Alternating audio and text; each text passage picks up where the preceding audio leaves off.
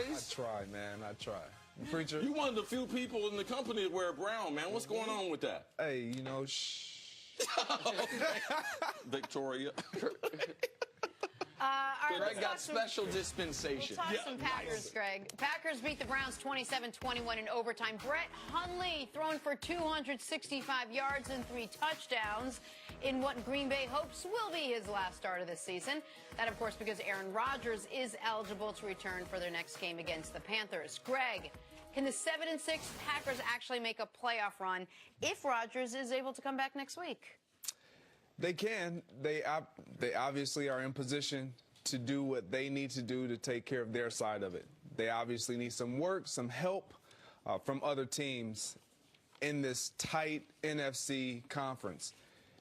When I was at the Green Bay Packers facilities a couple weeks ago, having the opportunity to call that game. I enjoyed you on the call, too. That was nice. My first time. I meant to text you, but I got a new phone number, but I thought you did a good job. I appreciate it. I appreciate it. That means a lot coming from you. No, seriously. But watching him throw, he has all the velocity, all the pop on the ball.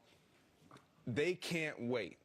Talking to Mike McCarthy, he was talking about just being relative again and understanding how important it is to have an elite guy like that to put you in position to where if we can just kind of nestle our way and have our feet kind of in the door, he can blow the door wide open. Now, how likely that is predicated on, again, other teams falling off a little bit, not a whole lot, but they need some help. Because if they win out and everybody else wins out, then they're out. But, I mean, Detroit's in front of them right now. They need, obviously, they have them on the back end of their schedule. They have a tough stretch coming up with the Panthers, the Vikings again, and then ending the season with Detroit.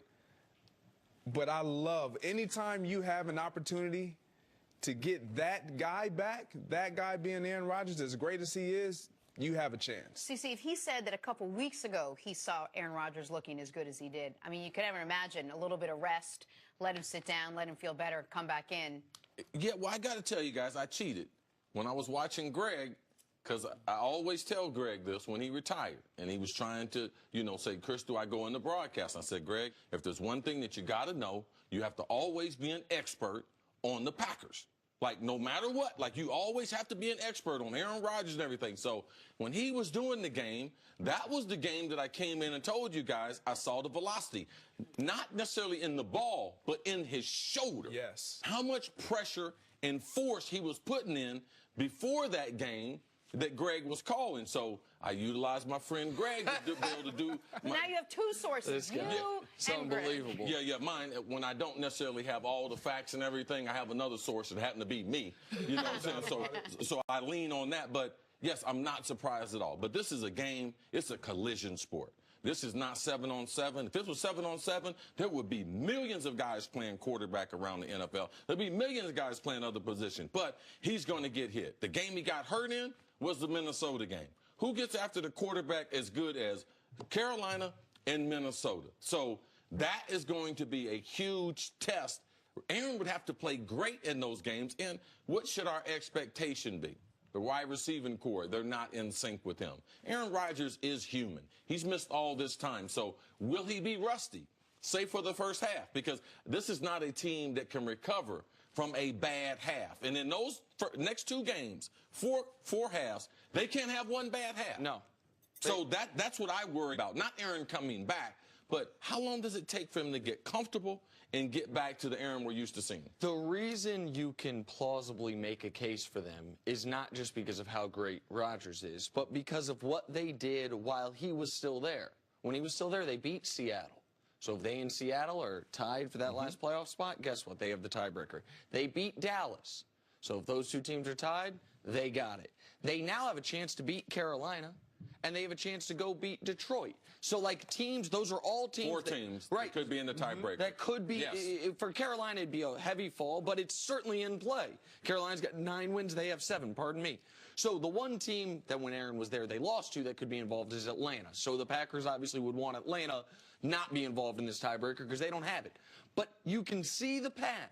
And I understand people are going to say, man, I watched this Packers team this last month. The offensive line's not very good. It's just rent a running back with them. They don't have a defender that terrifies you.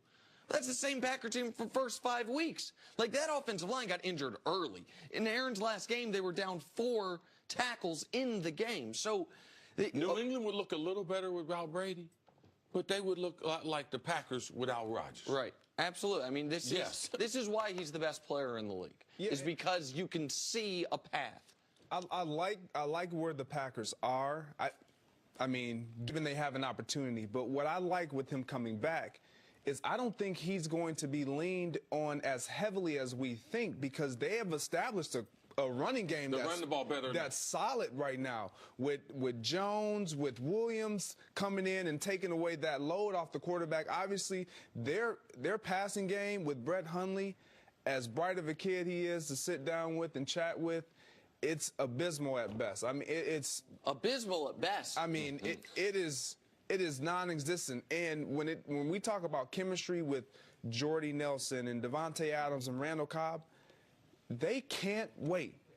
We have not mentioned Jordy Nelson's name, Randall's Cobb name. We mentioned a little bit Devontae Adams. Yes. But they have an opportunity to forget trying to have chemistry. They just want to get an opportunity to get the ball in their hands, and that's what Aaron Rodgers will provide. All right, Greg, stick around. Coming up, are the Eagles still good enough to win the Super Bowl without Carson Wentz? That's next on First Things First.